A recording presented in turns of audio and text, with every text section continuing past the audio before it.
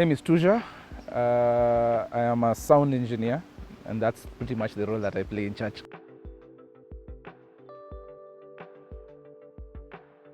So my story is interesting because I don't have a before, really per se, because I started when I was still in high school when I started serving in church. I was called to serve when I was in second form, I believe.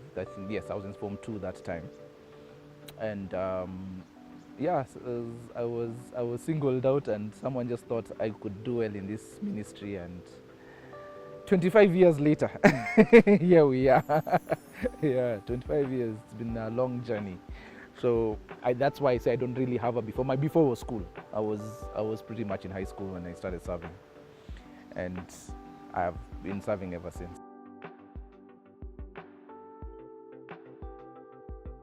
So there's serving in church, and I like to say that there's serving in church, and then there is serving in the sound department.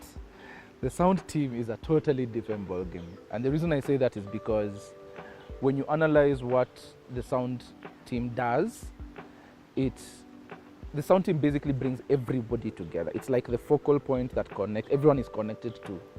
So for the church to function, the church to operate, you have to have sound. You cannot do church without sound. So you can do church without lights, you can do church without media, without screens and all that, but you have to have sound. So we're the one team that can really sabotage the church or can build the church. So the challenge is there, first of all, is just in understanding that. Gosh, there's so many challenges when it comes to sound. Wow, I don't even know where to start from.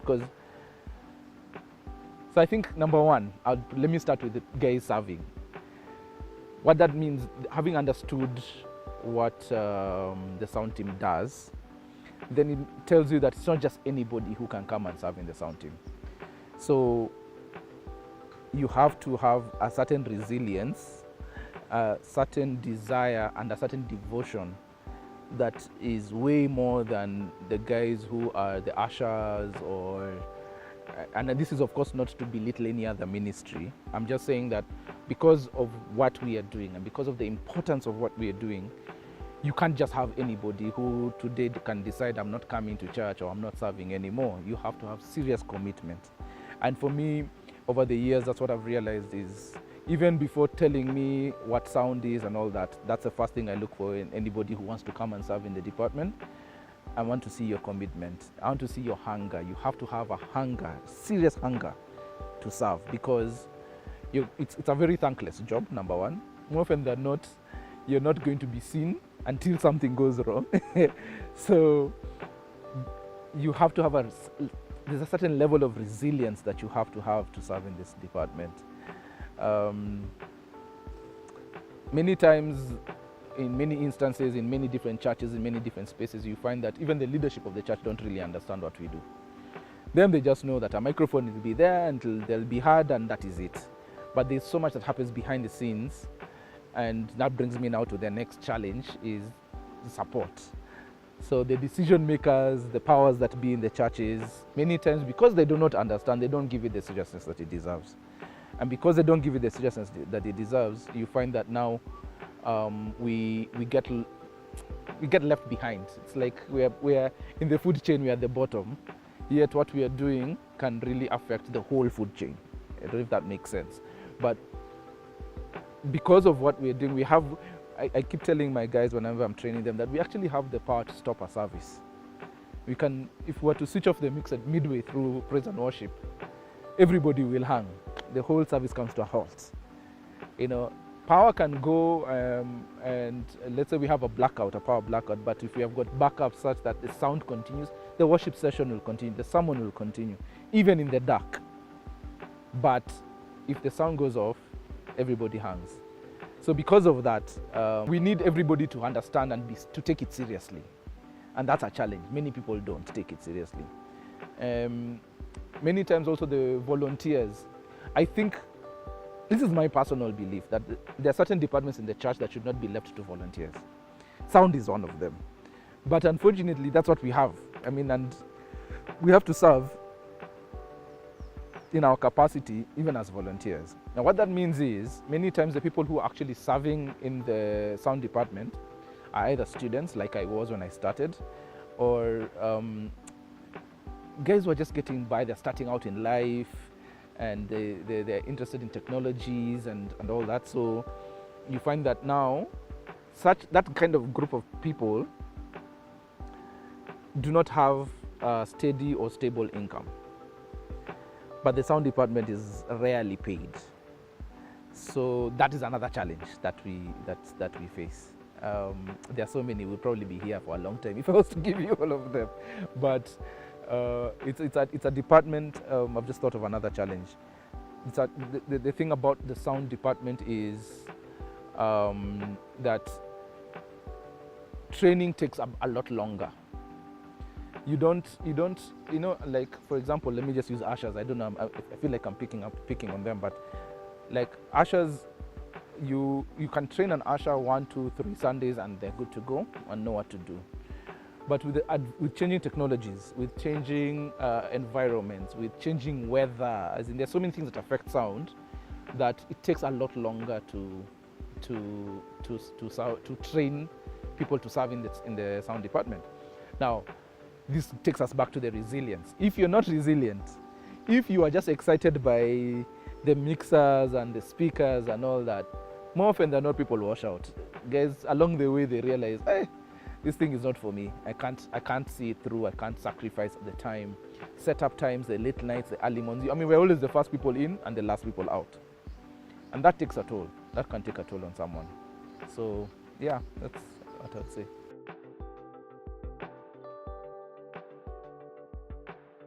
Okay, how I was able to overcome the different challenges. Of course, there are so many challenges, but one of them, of course, is to start with an efficient and diligent team.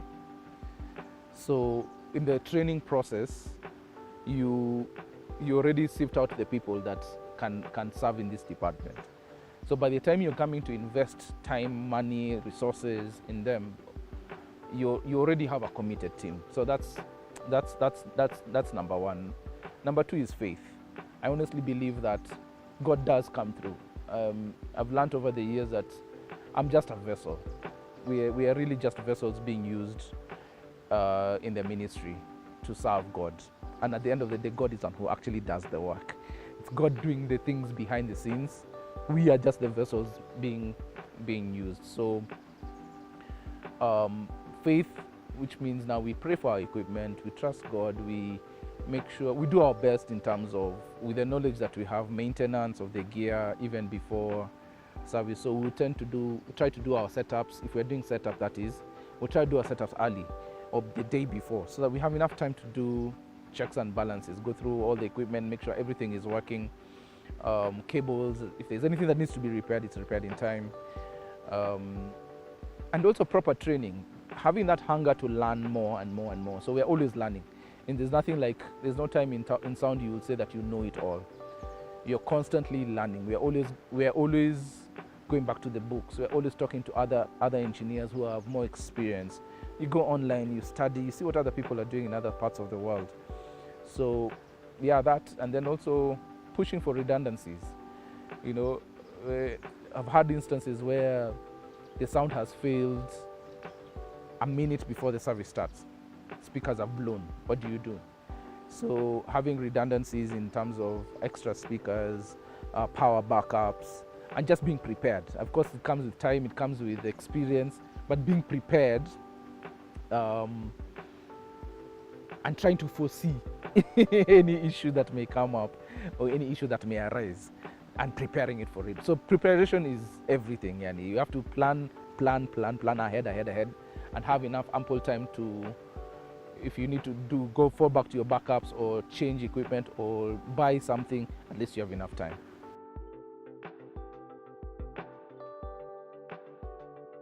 Yes, there's been a lot of growth in my skills and ability. When I began serving in this department, digital stuff was just starting to come into the market. This was back in 2000, so you can imagine what computers were like back then.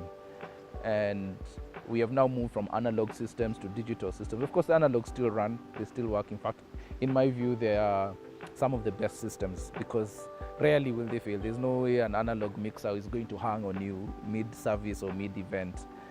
But yes, there's a lot of technology. Technology evolving has meant that we have to evolve. We have to keep learning. So over the years, yes, you have to keep developing skill and learning new things, and getting into better technology, better equipment. So things keep evolving. So as a result of that, if you stay stagnant, you become a dinosaur. You will not be able to operate in this industry and in this ministry. I keep saying industry, it's ministry. Yes, in this ministry. Have I mentored people? Yes, I have mentored people over the years. It's been a very long time. So of course, yes, there have been many people who have come and gone. There have been many people who have built their jobs and lives around sound, PA systems and repair, installation, maintenance. Because it's not just sitting in behind a mixer, but there's so much that goes on behind. There's designing systems, there's repairing, there's installation of systems. There are places where you have a fixed installation, and there are places where it's mobile. There are churches which are mobile. So yeah, I've been involved in that. I've mentored people. Some are still running churches. We've planted churches and gone and trained people there, and they are still running the churches to this day. And I mean, some of the stories I have and people I know from the late 2000s to this day, they're still serving, and they're still running ministry, running sound in their ministries, in their churches. So yes, it's one of my proud moments. One of the things I'm very happy and excited about. Yeah.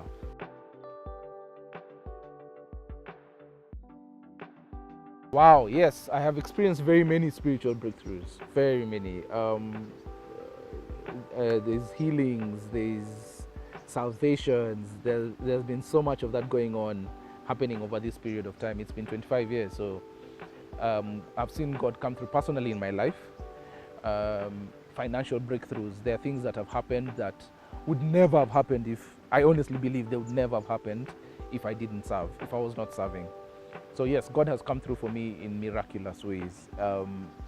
Too many to even mention, but I am where I am today, and I am here today really largely because of that.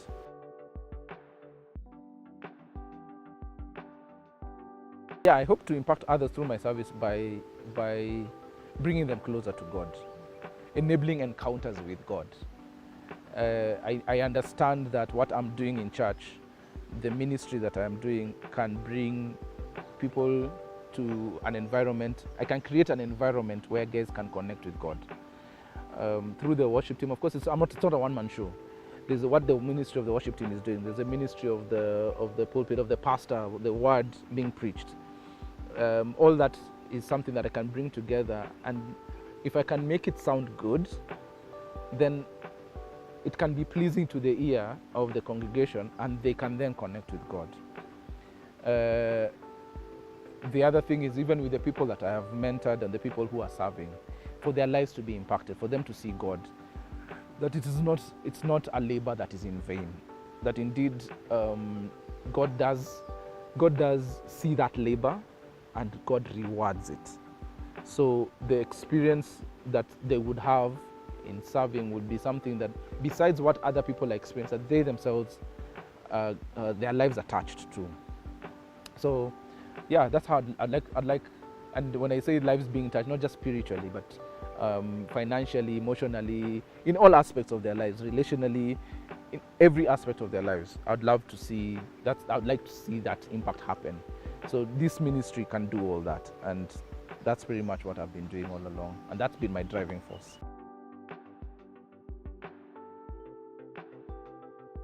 I think how it keeps one aligned with God's purpose is you're smack in the middle. You know, you're the focal point. You cannot miss any worship set. You cannot miss the sermon. And like this day and age now, where we're even doing recordings, you might find that we are recording a sermon here, and then it's being preached here. So you end up listening to that word 3-4 times, and it really does get ingrained in you. You know, So hearing the word over and over basically builds faith, because what does the word say? Faith comes by hearing, and hearing by the word of God. So when you keep listening to the word of God, keep being in that environment, it puts you in a position where there's room for growth, there's space for encounters with God. Let me put it like that. There's a lot of that, and then also you're in an environment where you're with men of God, women of God, pastors, the worship team. So you're in a space where you can glean from each other, not just in the actual work, but even in the side conversations. There is a lot of gleaning that takes place. There's a lot of learning that takes place. There's a lot of impartation that can take place. And of course, it puts you in the limelight. So you can easily get singled out and and be prayed for, or have an encounter or something of the sort.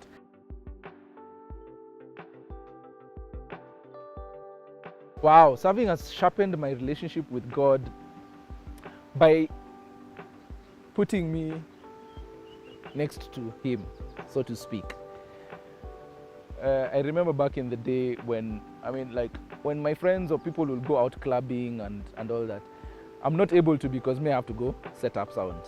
Or I slept in Acacia. I was in Acacia the night before. So I don't have room to party. I don't have room to get into mischief. And it's one of the things I'm so grateful for. My dad making sure I'm in church. And the guy who called me out, he's called John Wesley Agina. We used to call him Wainda.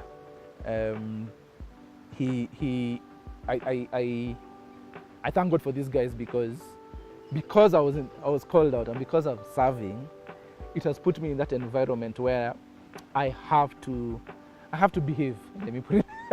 I have to be on my best behavior, and that has saved me a lot of trouble. Of course, yes, we'll still get into mischief here and there, and the devil will come after you. But on the whole, the fact that I'm still here, when some of my friends they don't know God, or some are not even alive as a result, it has put me like this, and like pretty much on the straight and narrow, so to speak, by and large. Of course, I'm a human being, so yeah, sometimes we lose our way, but because we're in this environment, it's so much easier to hear the still small voice telling you, oh, you've lost your way, come back, and realigning back with God. So yeah, growing in the word, serving, and also mentoring and teaching other people basically means that, the sign of maturity is that you're able to reproduce. So being able to impart the knowledge to someone else, and not just the technical knowledge but also the spiritual stuff, means that you have to grow yourself. So serving has basically put me in that space.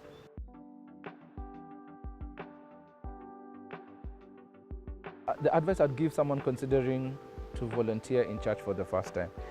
Well, I'll talk about sound because that is where I'm at. So the first thing is, I think the person needs to be clear about why they want to serve, because so much is going to be demanded of you. So my first advice, number one, is we need to be clear. Why do you want to serve here? Once we've got that settled, it sets the stage. It sets the stage for everything else. There's a lot of sacrifice that is going to be. You'll have to sacrifice a lot, and I think they have to be ready for that. They have to be ready to sacrifice their time, their energy, money, resources, because the church is not, more often than not, the church is not able to meet the needs or even pay. So that is a sacrifice that you have to be ready for. Otherwise, don't get into it if you cannot see it through, because you're handling equipment that is very expensive. Yeah, the responsibility is a very big one. You cannot be in and out. You have to be fully in. So once we are clear about why you want to serve, then now we need to be clear about your dedication and your commitment. I believe that those are the key things for the sound department. Once we are clear about that, and you're clearly dedicated, you're in it for the long haul, then we can invest. The church can easily invest even in trusting you, in training you, and giving you the skill. This is assuming someone doesn't know, giving the skill to learn. Assuming that you already know sound and you want to now, you're coming from wherever you're coming from, and now you want to volunteer in the church, then it takes us back to the same thing. Are you going to be committed? Are you dedicated to this? Do you understand that you are a conduit and that you'll be under heavier attack than other people? And you need to have that spiritual muscle and resilience to see it through, to fight through, and to stand firm even when you're being bashed left, right, and center, and understand that whatever you're doing has such a great impact on the lives of people that it can really easily be a case of life or death. Life in the sense that their salvation comes to a person and this sees them going to heaven, as opposed to them not getting saved and going to hell. So being able to see that through, because that is what is at stake. A soul is at stake. And one soul is so important that Jesus came and died for that one person. If Jesus could come and die for that one person, then that just tells you how important it is.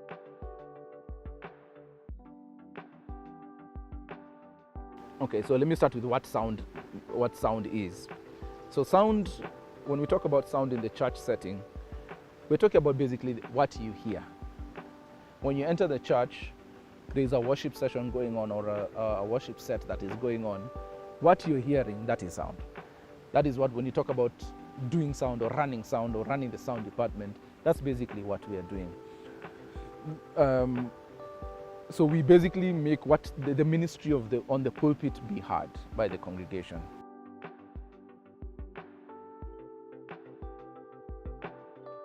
Like I said in the beginning, I was called. Someone saw a gifting and a talent in me. So I've always been into technology. I'm good with my hands.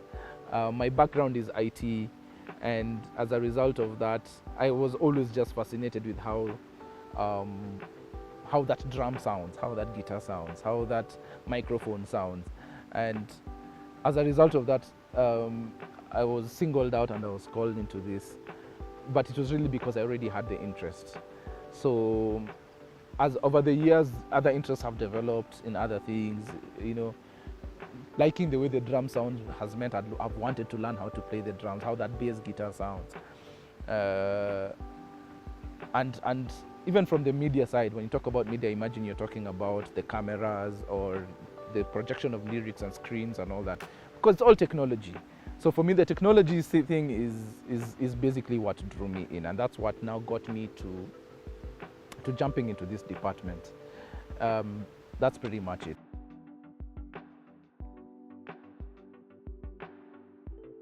My vision for the sound department is, I think we need to start from the top, where the leadership of the church, number one, understand what we are doing and understand the needs of the department.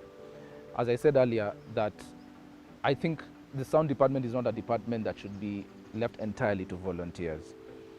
Or even if it's been left to volunteers, then these volunteers really need to be held and supported, because it's so easy for one to just get up and leave. And that is not a good thing because of what we are doing. So if the leadership can take it seriously, if we can give it the resources that it deserves, which means then we can move into improving technology, improving training, improving knowledge and understanding, having better equipment, that means that we can come up with better productions, have better sound quality, have better picture quality, have better graphics, have better setups. I think that will take the ministry to the next level. Just giving it that seriousness it deserves. From the leadership, it will always trickle all the way down. And it's encouraging also for the volunteers, for the people who will come in to serve, when they realize that even the pastor, the boss understands and is taking this seriously, then everybody else takes it seriously. But if people don't take it seriously, then it kind of trickles down and it becomes a struggle for those who are actually committed and dedicated. So my vision and my desire, my dream would be that the seriousness is given, the department is given the seriousness it deserves. That means then resources can be dedicated or put into it that are needed to take the equipment level, the skill level, the ministry to the next level. We grow it because things are changing. The world is changing constantly. So if you find a case where we're using equipment that is 20, 30 years old, definitely it's not going to perform like the one that is new today. So what that means is, I think, definitely that is not going to perform like the new speaker of today, for example, if we're just going to talk about speakers or microphones. So if we have better equipment, we're in a position to do a better production, sound better, look better, and attract and draw more people to the ministry, draw more people to Christ, draw more people to God, and getting people to know Christ and make him known.